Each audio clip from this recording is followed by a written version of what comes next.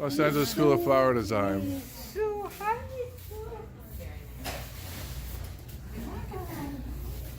One-week students. Isn't it fantastic? This is work by Isabella Montenegro. She recently had a stroke. Her daughter sent her to school to help her, and she was an amazing student. Look at this. 1 week of training.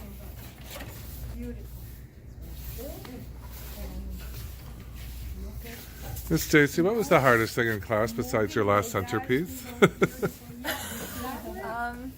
Probably the first bouquet, 651.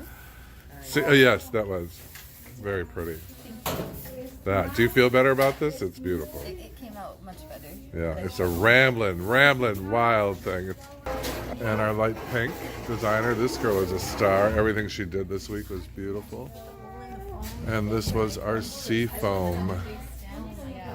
All 1 week students designing for a week under the tutelage of Los Angeles School of Flower Design, flowerschool101.com.